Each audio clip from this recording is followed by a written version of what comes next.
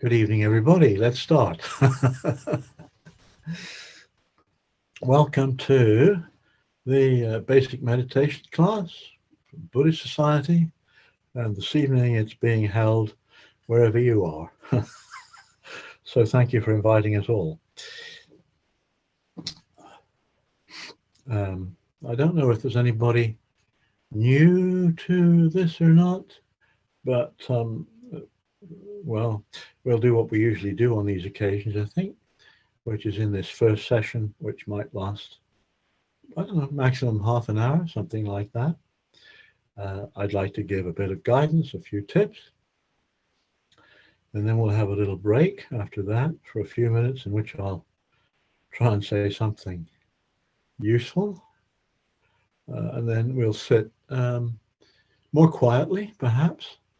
Well, I mean, I guess it's you're all on mute, but I mean more quietly in the sense that I'll be quieter until the end, which is probably about an hour from now, something like that, 25 to 8, when we'll unmute and have any questions or discussion or anything like that you'd like to bring up.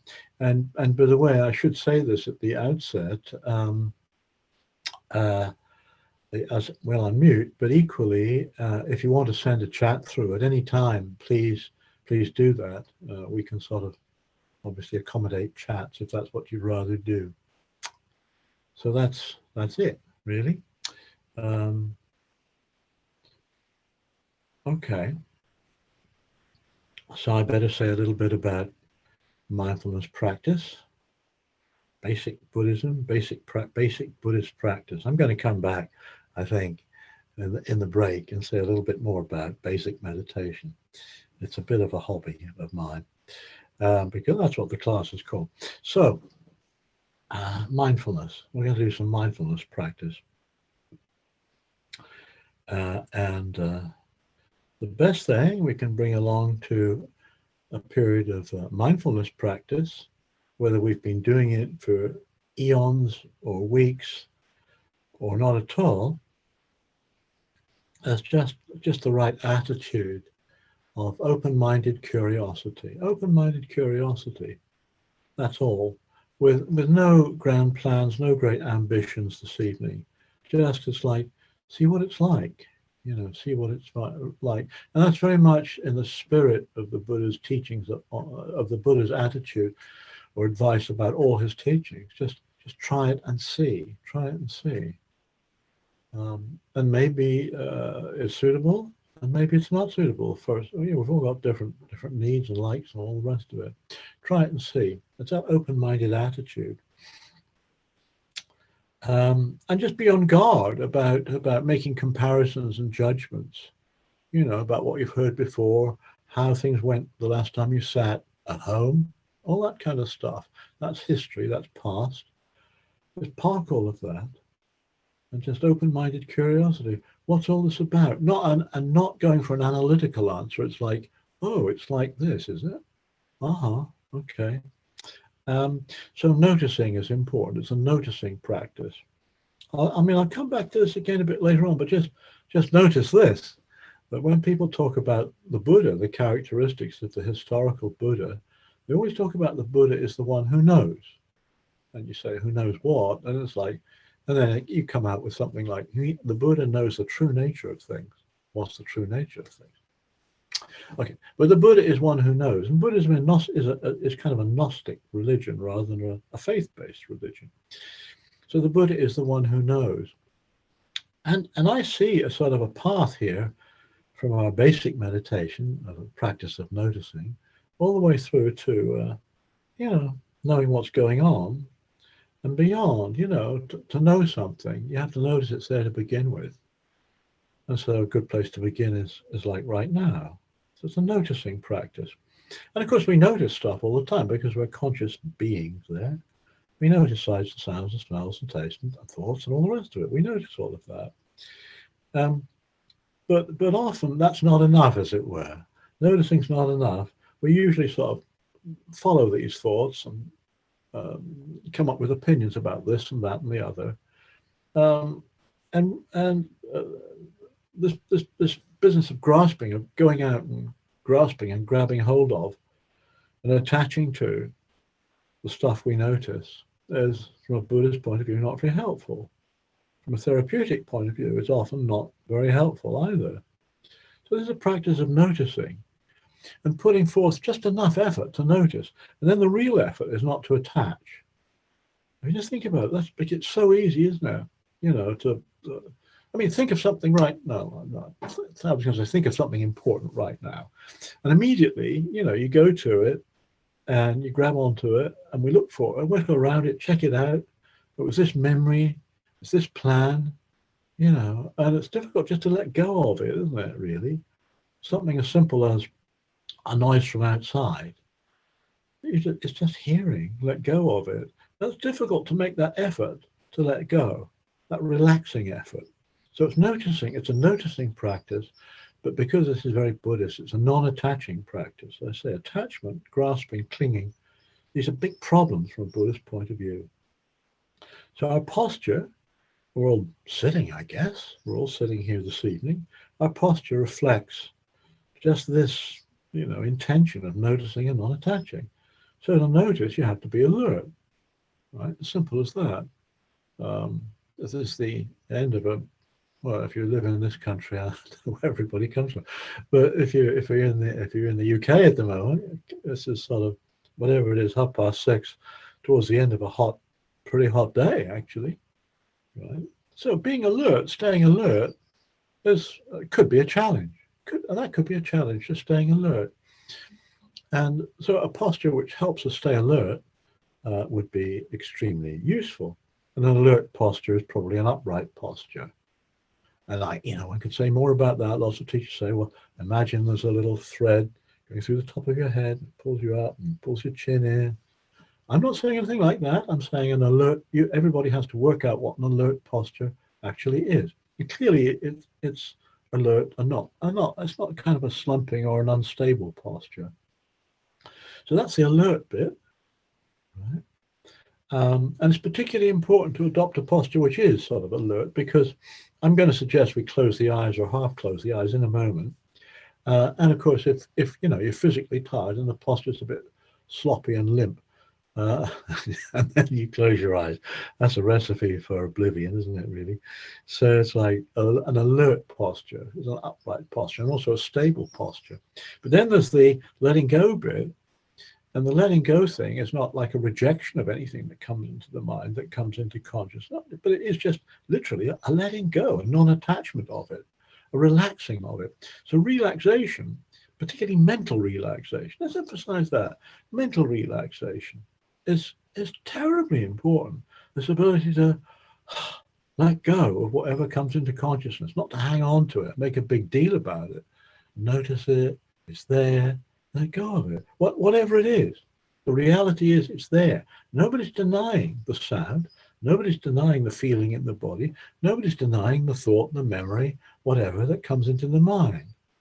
That's all real enough. We notice that. That's there. Move on.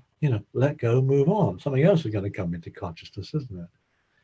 If we wanted to. Otherwise, we could just hang on to it all evening. That's not really mindfulness, is it? That's just everyday behavior. An alert, then relaxed posture. And we'll begin by just bringing attention into the body. If you're a bit of a student of meditation, you'll know about the 4 foundations of mindfulness. And the first foundation of mindfulness is mindfulness of the body, bringing attention to the body, noticing what's going on the body. And as we do that, as we just scan the body, we can notice whether it's an alert posture and whether it's a relaxed, comfortable posture as well. So it's a comfortable, alert posture, whatever that means to you, where you are with the body you've kindly brought along to the class this evening. So set the body up, put the hands out of the way somewhere, in your lap maybe. Just park the hands. And I do suggest either closing or half closing the eyes, because this is all about turning the mind inwards, turning the attention rather inwards, turning the attention inwards, and then just checking out the body. I mean, not just noticing whether it's alert or not, or whether it's relaxed or not. I mean, that's, of course, do that. But just notice very elementary sensations. For example, in this country today, it's been awfully like summer. So you can't notice heat, warmth of the body. Notice that, heat, warmth. And then all we're doing is noticing heat, the feeling of warmth. And we're not doing what we often do, is making a judgment about it, like it's beginning to cool down, what's tomorrow going to be like? Or it's too hot. We don't have to indulge in those kinds of evaluations. We don't have to get into those kinds of judgments, those kinds of opinions. Just, how's the body? It feels warm, full stop. So just bring the attention through the body. Notice, I always begin with the feelings in the body, the sensations in the body that you really can't miss. So you put our hands down somewhere, one hand on the other or whatever, and hands are very sensitive, to bring the attention to the hands. Nothing fancy, just put the attention in the palm of the hands.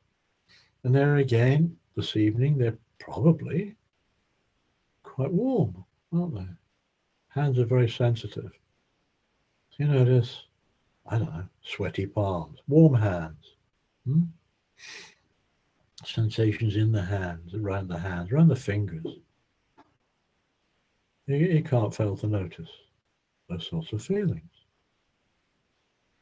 And feet. Feet are touching something. Mine are touching the floor. Feet are touching the floor. So you notice sensations in the feet, the weight of the body on the heels, the arch of the foot, any sensations there, an itch or a bit of discomfort, or the ball of the foot, the toes.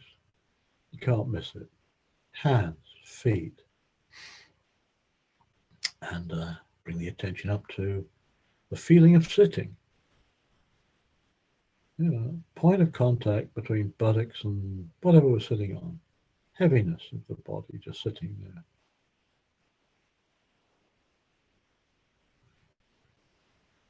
And as we are all breathing, you've got to be aware of the way the abdomen, the belly moves with the breath. You feel the rhythm of the breath in the belly. You know that expression, contemplating your navel. That's it. You're feeling the rhythm of the breath in the abdomen, in the belly. Other significant sensations further up the body. Shoulders. Shoulders. Are they relaxed or not? And I'm not saying they should be, but I am suggesting that if they're a bit tense and you feel like just using a period of meditation to relax, great, go for it. Breathe out, relax. Let the shoulders drop.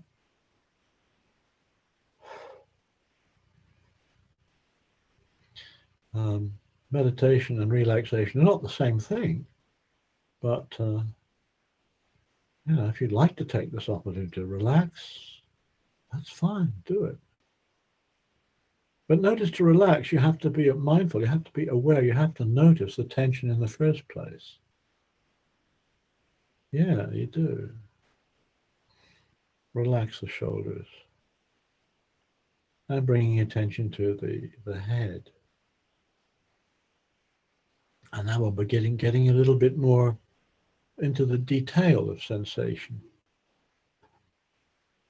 The lips are touching, probably. The mouth shut, but is the jaw clamped shut? I mean, it needn't be, but if it is, just notice that. Notice tension. Tongue in the mouth. Now there's the warmth today on the skin of the face, isn't there? The breath on the nostrils and the eyes, the eyelids are touching each other, they're closed. Always good to check the forehead, I find, just in case I'm trying to do something, just in case I'm trying to meditate, you know. I'm trying to meditate, I'm trying to get peace of mind, I'm trying to relax, and I'm screwing my head up, you know, it's like, trying too hard. Notice that. And when you notice it, you can do something about it, like back off a bit. Feelings around the ears, into the scalp, top of the head. Anything there at the top? I don't know. Just notice it. And bring the attention back down through the face, the nose, the nostrils, the mouth, the neck, the shoulders. And now we're beginning to be aware of, notice smaller sensations, like the armpits, touch of our clothing on the arms, the upper arms, the bend of the elbows, the forearms, down to the wrists, and there's the hands on the end there, which are very sensitive indeed. They're touching something. Up to the shoulders.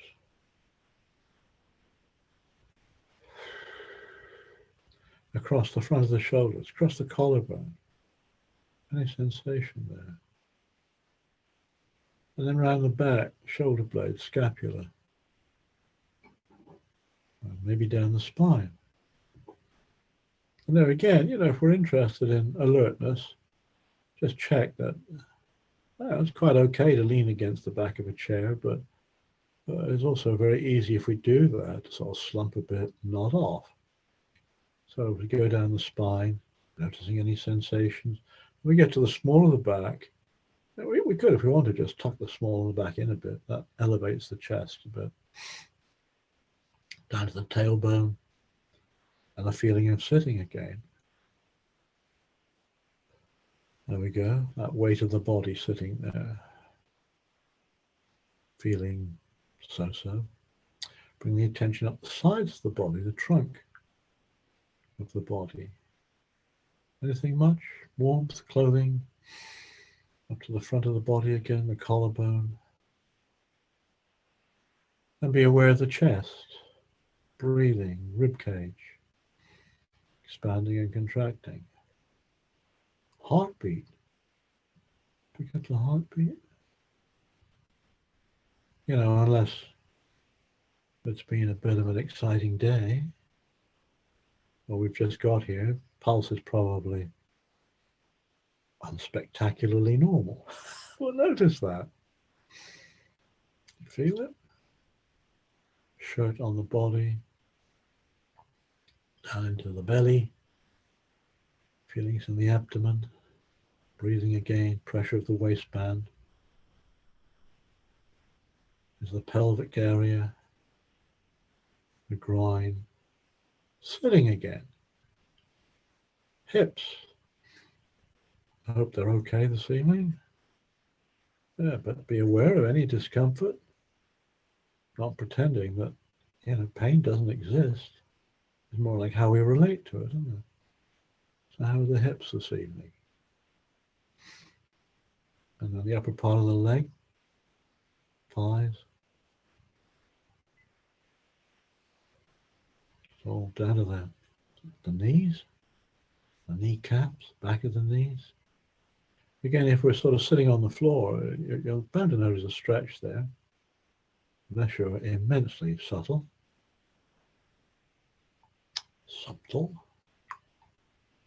And then the shins, the calves, all the way down to the feet.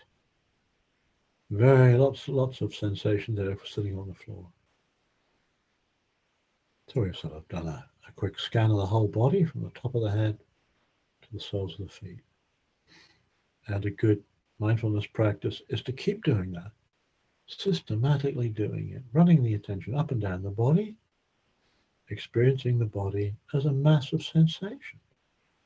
You know, notice we've parked all this usual stuff about the body, you know, not being quite the way we like it. or having an opinion about it. You know, last night had some supper with some friends, and they reminded me how old I was. But that's just a concept, one sort of parks on the body, isn't it? You know, right now it feels like this. And that's just a memory that came to my mind. So I let go of that. How are your feet tonight? You get into this mindfulness thing, you can play games like that. Some issues around gender identity and all this stuff. Liking it, not liking it, what I think other people think of it. You have to do that, actually. The body feels a massive heat, pressure, fluidity, you know, saliva in the mouth, movement, you know, chest's moving, even though we're sitting still, there's a lot of movement, isn't there? Then how's the mood tonight? Can we do a quick sort of mood scan, equally without any judgment, really? What's the mood like tonight?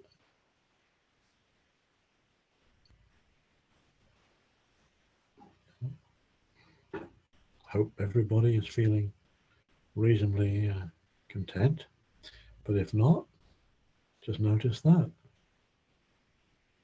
So happy, sad, bright's the button, down in the dumps. One can work with all of that. One has to just acknowledge it, you know, it's there. Okay, that's the way it is. It feels like this. Entirely workable. And I should say some of the most productive times one can sit is when we're feeling least like it. You know, I'm too angry, fed up, tired, depressed to sit. Sit and see what happens next. And if we're happy, that's great too.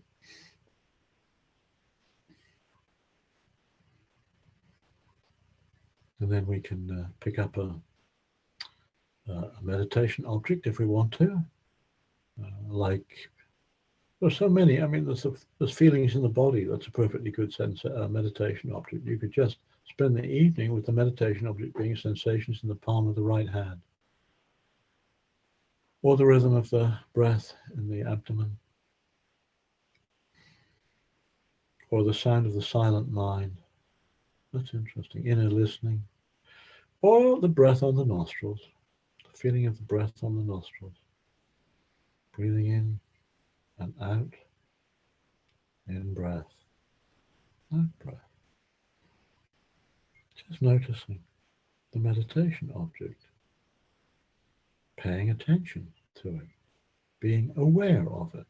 You know, these are synonyms for mindfulness, noticing, awareness,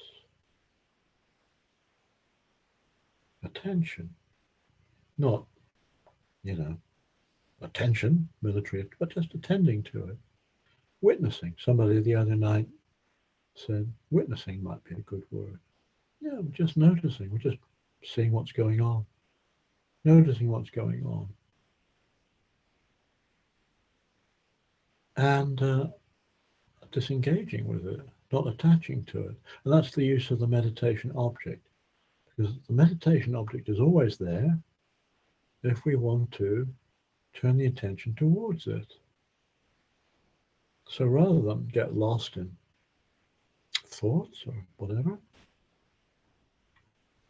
just let go, turn the attention to the sensation of the breath. We're not trying to control the breath. We're not trying to control what goes into the mind. We're not trying to control any of the sensations that impinge upon our consciousness. We're not trying to control any of that at all. We're noticing it's all real enough. It's all real live mental stuff. It's all in the mind. But let's not engage with it. Let's notice it's there. Let go, turn the attention to the feeling of the breath. Breathing in and out. And I'm saying the breath because I recommend it. But I also recommend you do anything that works for you. So it can be a mantra. Buddho, Buddho, may I be well, may others be well. It can be using mala beads, like a rosary.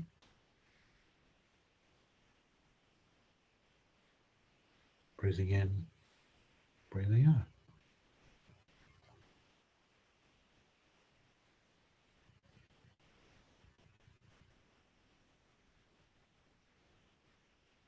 And all we're doing is noticing.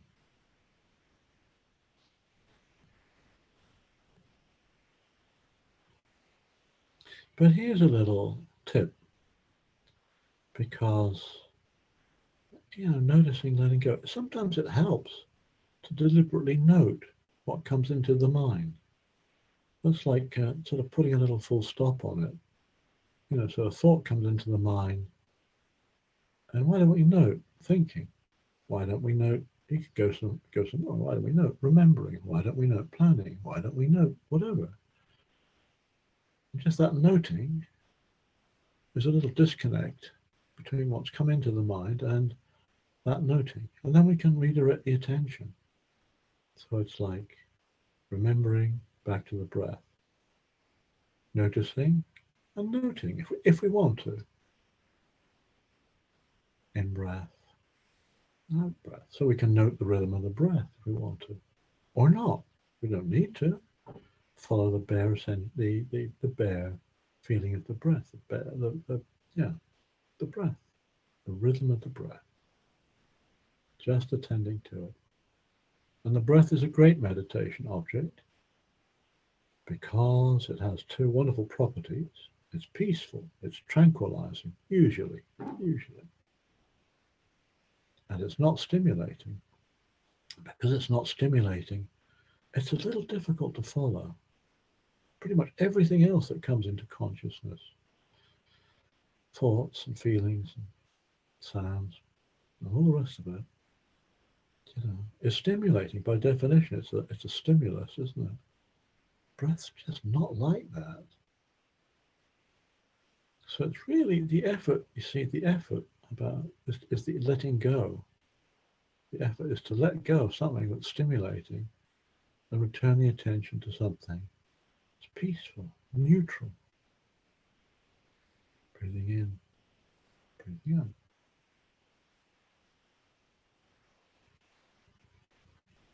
And when the mind wanders, there's no judgment involved. And that we're human beings, and that's what the ordinary attention does. But we can pay attention to the attention. Be aware of what the mind is up to, of what the attention is up to. Notice, let go, back to the breath.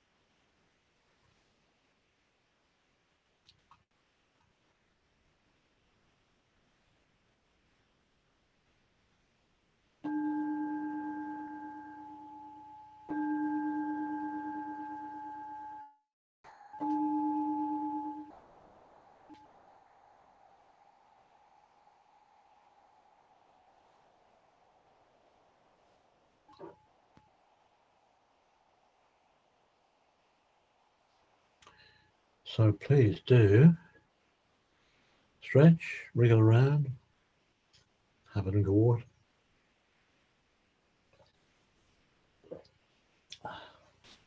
Or keep sitting.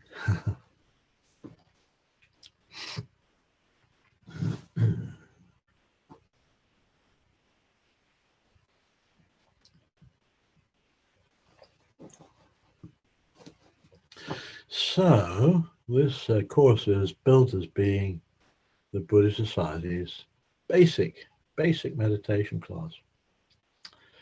And it was very interesting last week. If you were here last week, Ajahn Subhaddo, a good friend, Ajahn Subhaddo, was with us last week.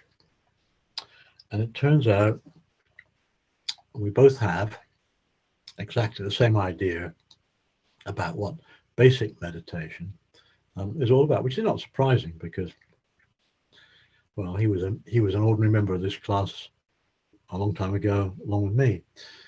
So we've been doing this sort of basic meditation thing, whatever it is, for quite a long time now. And a lot of people think that, if a class is called basic meditation, it's like it's for the beginners. It's for the beginners. And so we begin with the basic meditation class, and then we progress and graduate and do this one and that one and more advanced and who knows what. And both Barry and I, perhaps because we know the definition of terms like basic means absolutely flipping fundamental. It's fundamental practice. I mean, it's a great place to start. Don't get me wrong. If people come along here never having done any meditation for the first time, it's a great place to start. And notice I make a point in the first half to try and give quite clear instructions about simple things like posture and what we're trying to do in this practice and all the rest of it. So it's a great place to develop skills, as it were, in this practice of mindfulness or awareness or bare attention or whatever you want to call it, right? But it's absolutely basic. It's kind of fundamental. It may be where you begin, but for Barry and me and plenty of other people, we've been doing it for a long time. And I intend to keep at it, actually. I share with you this kind of analogy about going to the cinema. This is a warm evening here, but if we went to the cinema, we'd go and watch, sit there and look at the screen, and we'd get engrossed probably in the story on the screen, the images, the characters doing this, that, and the other, the sound, the dialogue, the soundtrack, and on and on and on. And we might even sort of immerse ourselves in it and start identifying with the characters, or not, but we get engrossed in this movie. Now that's okay. I mean, as it turns out, this movie is what's going on in our heads right now. It's all the stuff we've just been looking at over the last half hour or so. And I suspect it's the story of me that's been playing in this particular cinema.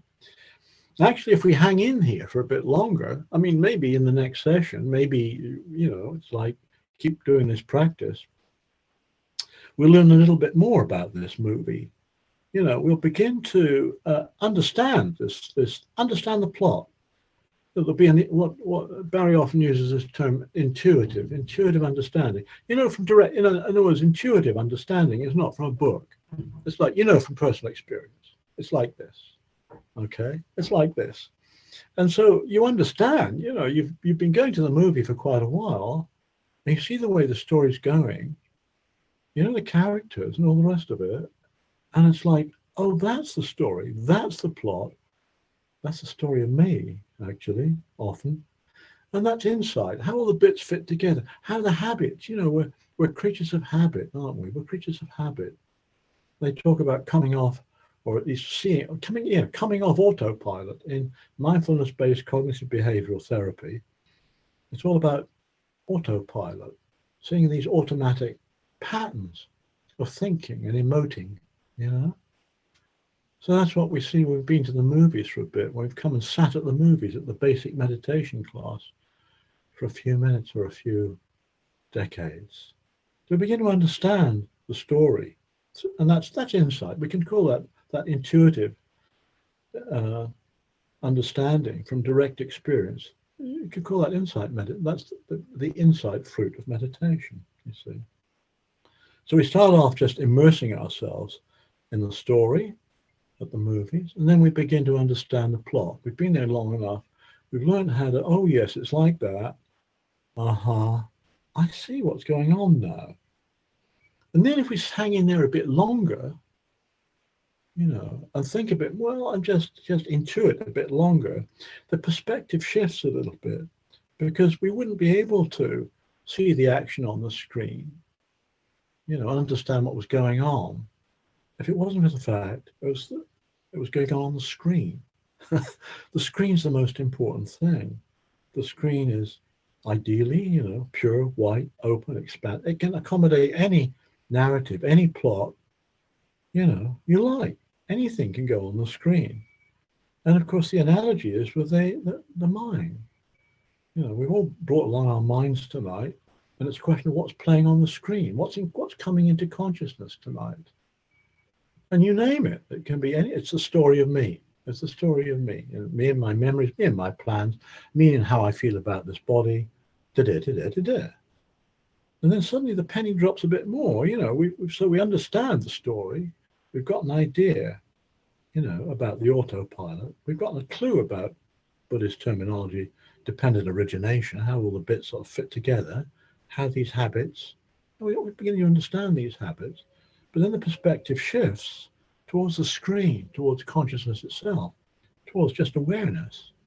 And that's quite interesting, because with that shift of perspective, you know, we're noticing, we're knowing what's going on in the storyline, right? And we're beginning to understand it. But that's all about me, isn't it? You know, I'm beginning to understand me. But then the perspective shifts a little bit towards just what Ajahn Subhaddo calls being the knowing. Being the knowing. So there's knowing, and I know, but then there's being the knowing. Well, it's letting go of the me bit and just being aware of consciousness itself, being aware of awareness. That's interesting. And so what we've gone from being is kind of, you know, where we began with basic meditation to experiencing basic meditation as absolutely fundamental. That's fundamental stuff, you know. And that's why some of us have been doing this basic meditation lark for a long time, actually, for a really, really long time. So in the second half now of this period of meditation, I'm not going to get, you know, it's like, maybe we can move a bit deeper. Let's be fair. Let's be sensible about this. If we're finding technique, including posture, you know, noting and all of that, you know, noting what's coming into the mind useful, keep on doing it. Or we might want to try just sitting back without any technique at all, just seeing what comes into the mind.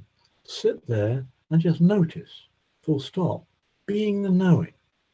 That's interesting. And remembering, by the way, this is a Buddhist Society meditation class, basic meditation of the Buddhist Society, and the Buddha is the one who knows. Okay? So let's just sit and notice what's coming into the mind, being the knowing. Being the knowing. That's an interesting practice. Be the screen. Enjoy the screen. Appreciate the screen. Let's just sit doing just that. Just sit here, right, and notice what happens.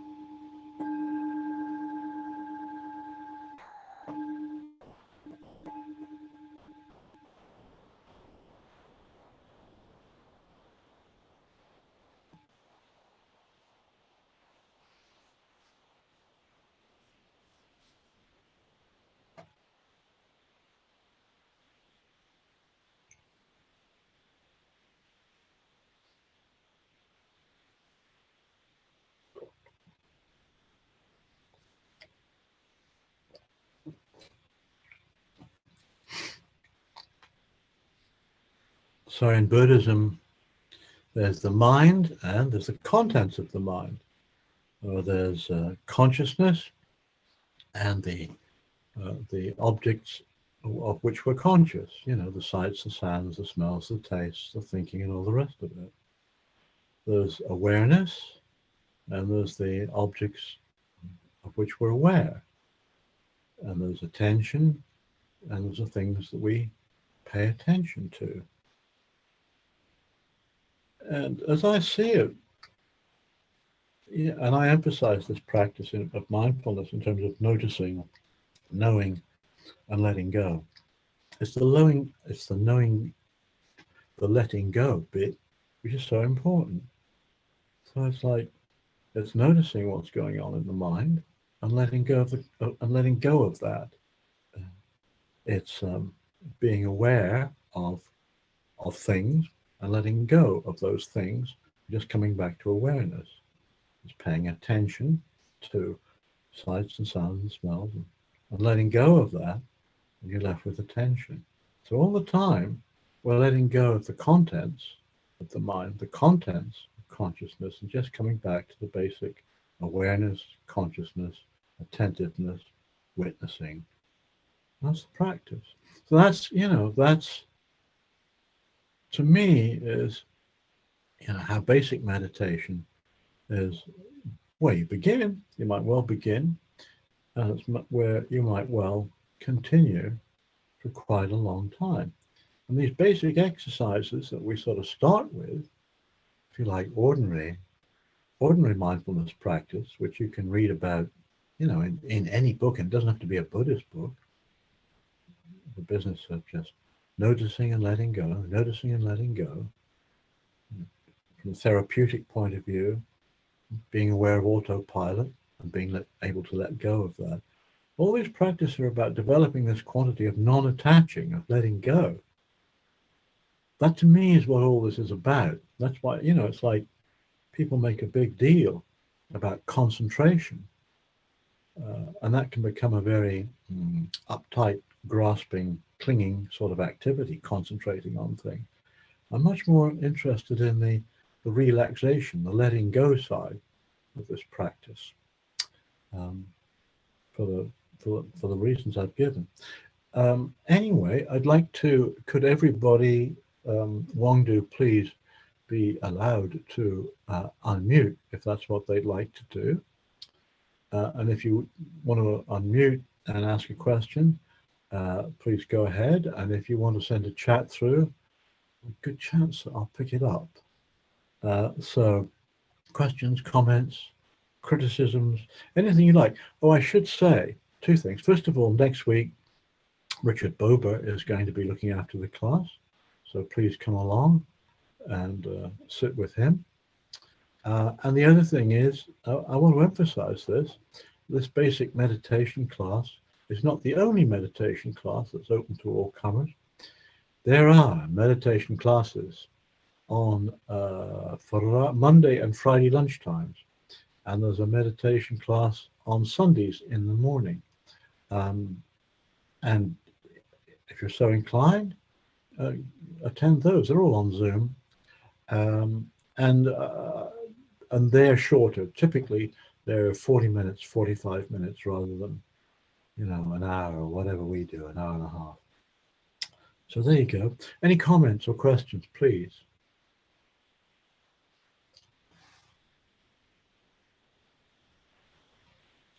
Colin, please, can I ask a question? Yes, of course, Meg.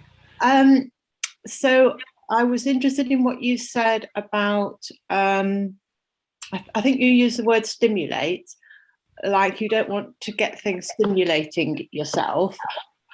So I'm not sure whether I prefer just doing the watching the breath, because I find that's very good at getting completely mindful, really. But also I very much like the metta practice. So then I have a mantra, may we be well. But to me, what I'm getting a bit worried about that is that it seems more like saying your prayers, and then it gets into quite a complex thing, like you're thinking Buddhism's great because we have to love everyone and whereas you're not in the mindfulness place. So just got me a bit confused tonight. Oh, I'm sorry. No, not in a bad way. Or maybe both of those things are fine. Oh, I mean, what you've noticed is the way you can start doing something which is a lovely practice, like may I be well, may others be well, developing that heart quality. But then how, other habits kind of kick in, and you've just described them. And so you apply the mindfulness there. Oh, that's what's happening. And you let go of all the ancillary, thinking about metta. Okay, and you get back to the metta, right? That's the way to do that. But you see, what you've just done is that's very good, because if you weren't a meditator, you wouldn't have noticed the way the mind works. And it's like, and that's what the mind does. Exactly, that's what the mind does. See, I mean, particularly, you're interested in Buddhism, and I'd encourage people to sort of study Buddhism, think about it, and this, that, and the other. But if you're doing a meditation practice, it's like the suggestion is to let go of all these wonderful thoughts about Buddhism, just like you'd let go of all sorts of thoughts about, the bill I've got to pay tomorrow. It's just another thought. It's just another thought, right? Yeah. So you've detected this habit of the mind to spin off, and then so you notice what's happened, you let go of it, and then if you're working with a wish of metta, you go back to that. And a lot of patience is required to do these things. There's no doubt about that. A lot of patience is required in this practice. I hope that helps. Essentially, I'm saying keep up the good work. Yes, thank you. Thank you very much. Okay. Any other questions, thoughts, comments? Please go ahead. Nothing in chat yet.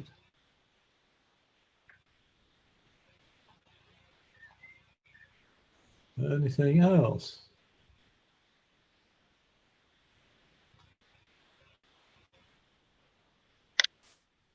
Hello. Hello. I just thank you very much for this evening. You've been referring to using some beads similar to rosary beads during meditating. Could you explain a bit more about those? I'm a novice to this. About you referred to using some beads during meditation. Using something? Beads, like beads. Rosary beads. Oh yes. I'm sorry. Yes. No, it's all right. It's probably me as well. Could you tell me a little more about that? Because I'm a novice. There are all sorts of meditation objects one can use to develop this quality of mindfulness, and the breath is one of them, and sensations in the body is another one. So in fact, we've if you like, we've learned, or we've practiced at least two, working with two meditation objects this evening. There's the breath, and there's sweeping the body, bringing attention to the feelings in the body. Another one is like a mantra. And I think it was Meg a moment ago who said something. It was talking about using metta practice. Well, I'll tell you what that is in a moment. As a mantra. Now, metta practice isn't quite the same thing as mindfulness practice, because it's developing. It's a heart practice. It's a heart practice. So if you like, rather than letting go of thoughts, it's about using that ability to think in a very helpful way, specifically to overcome all sorts of negativity. So the practice would be, we've already talked about that, but it's like one way is just to use it as a mantra. May I be well, may others be well, may I be happy, may others be happy. But then you get really into it, you see, and you bring to mind, your own good qualities, and you wish yourself well.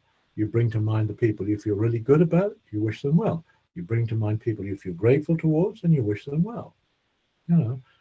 You've got a friend or somebody close to you who's sick, you send them get well soon messages, right? Now that's another meditation practice, and in itself it's not a mindfulness practice. But there again, as we've just discovered, you see, other thoughts will intrude while you're doing that. It's like, so I'm wishing you well, and then I'm thinking, gosh, it's 7:45.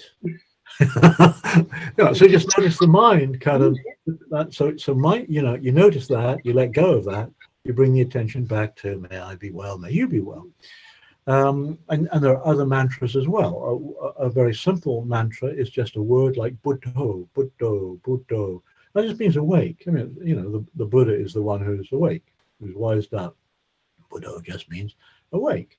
And you just use that as a mantra. So it's like and that's what you think. And you can link it to the breath if you like. Buddho, Buddho, Buddho. And it's like it's another object upon which to rest the attention.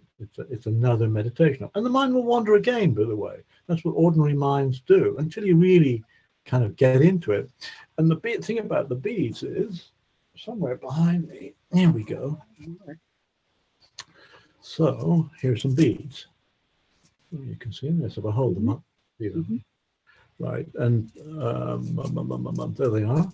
I think there's supposed to be 108 on them. When you ask monastics why there should be 108, they always give you a different answer.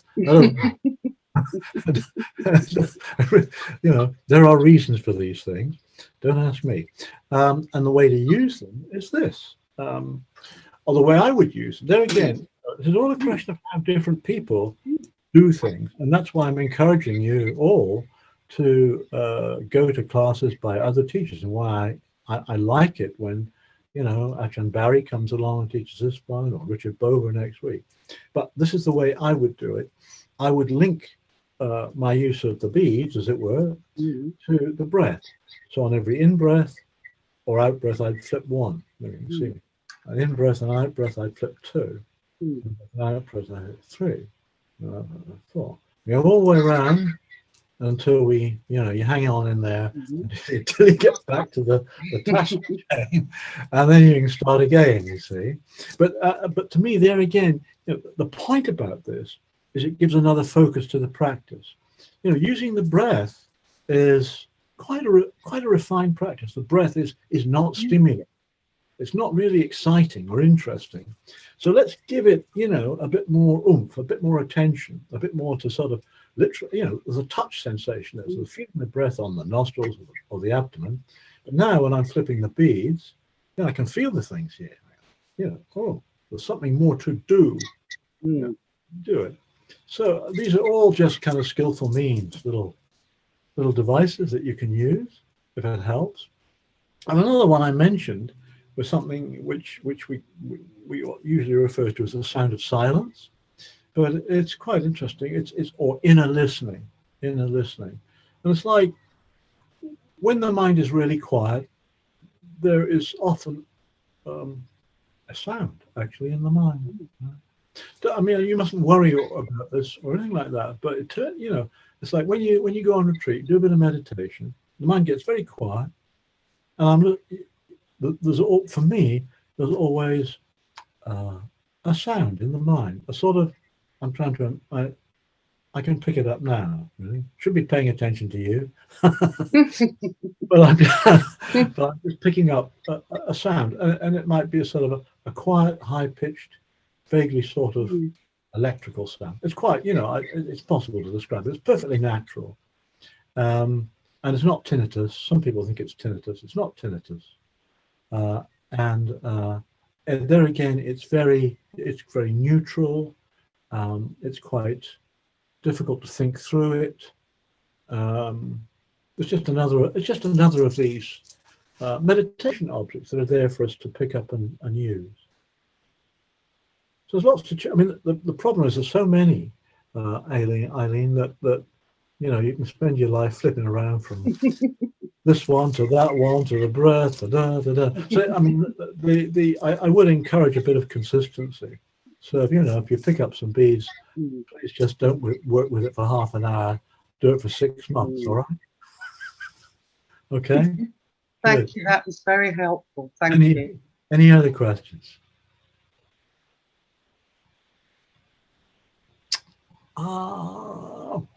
Somebody says thank you. That's nice.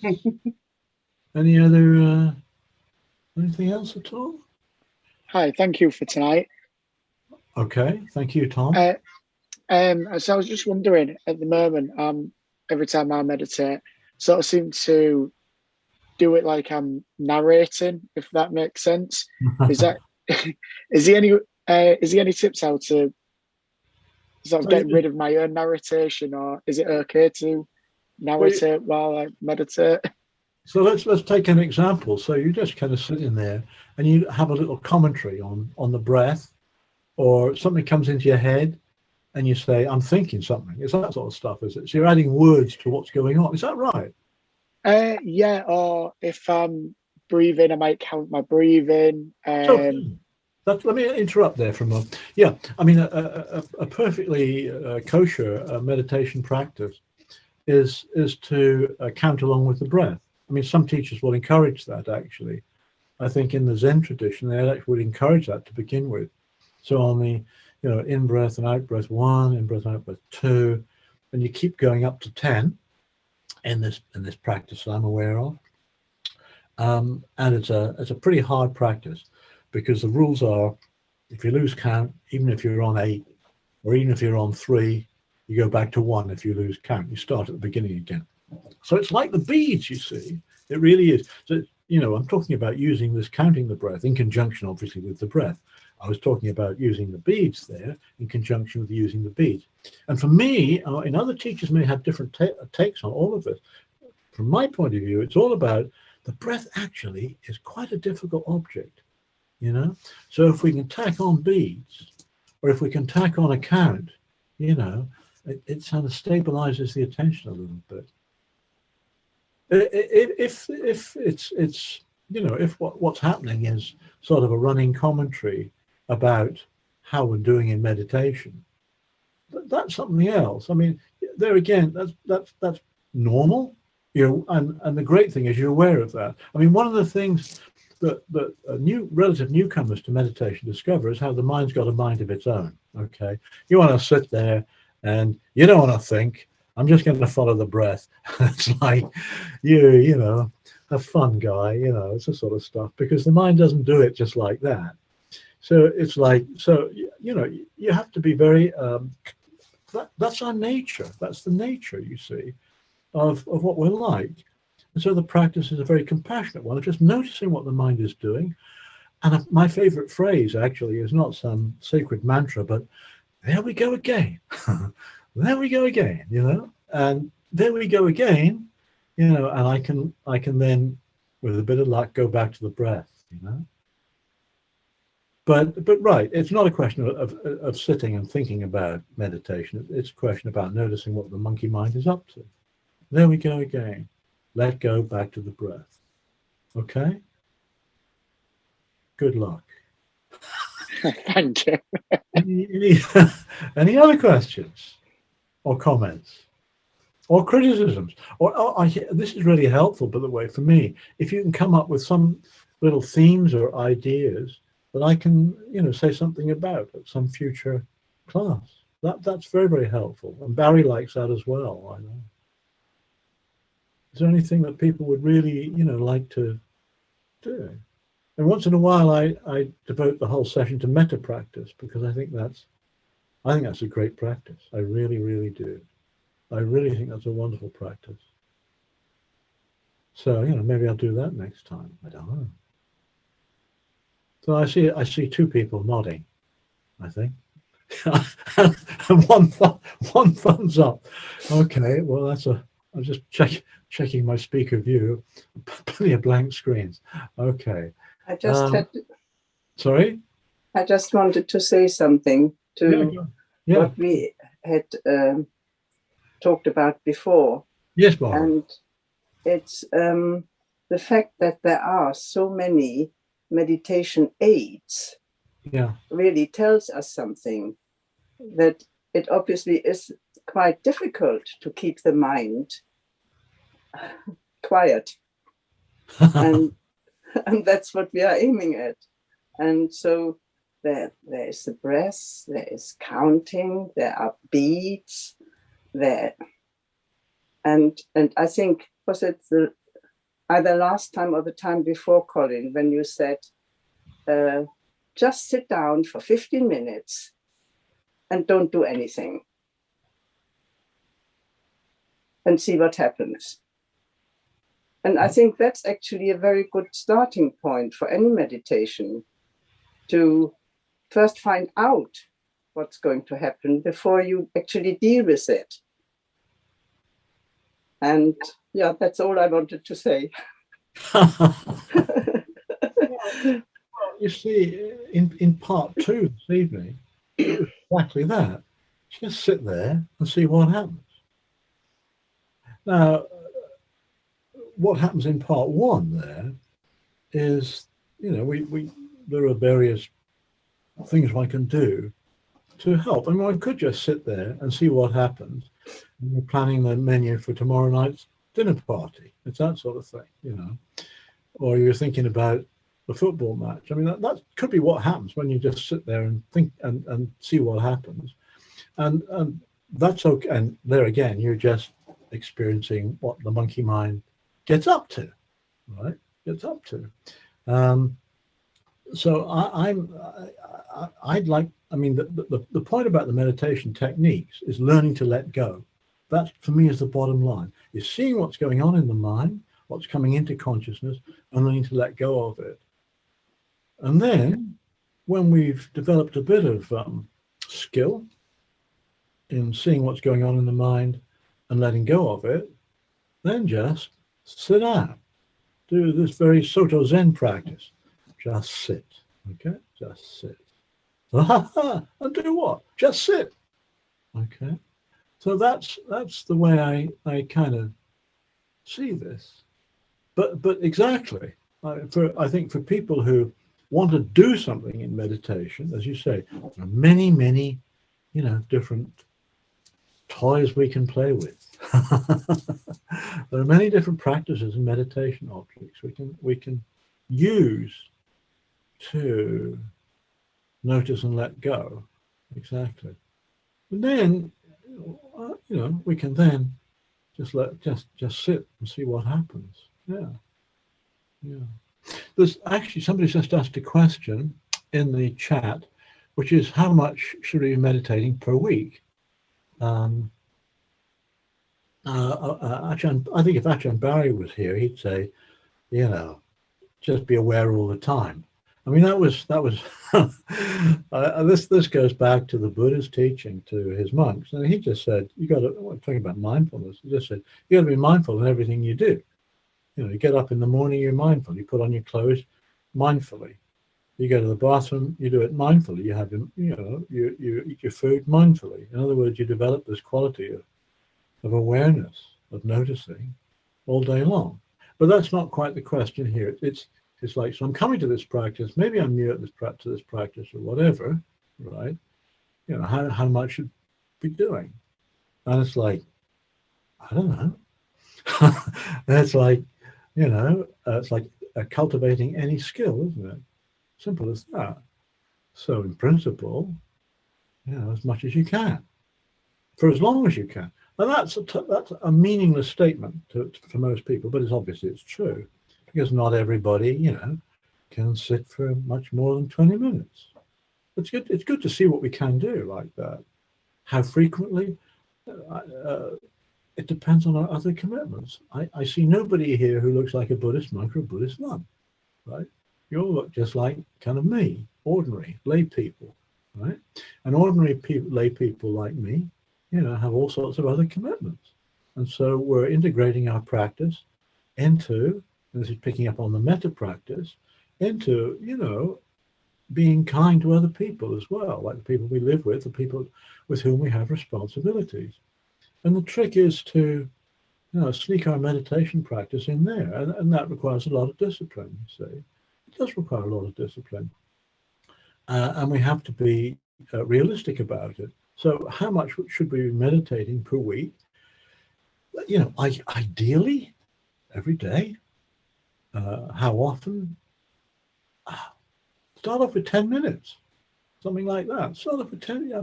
I mean, you've all been kind of, almost all, except the people who've disappeared. Most people are still here that were in the beginning. You've all been completely heroic. You know, you've been meditating here for an hour or so.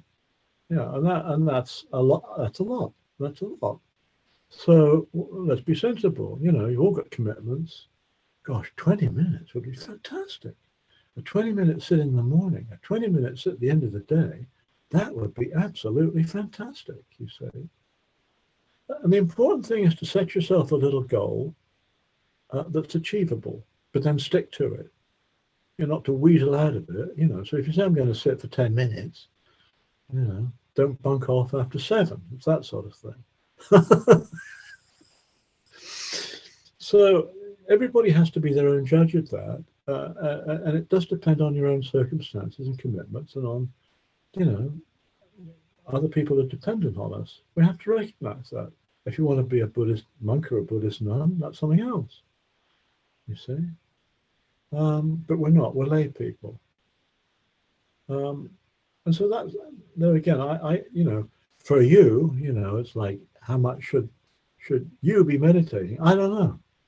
I really don't know. But as I say, the more the merrier, or the more mindful you become, we become, right? But we do have all manner of other commitments and responsibilities. But good Buddhists do, you see. Any other questions?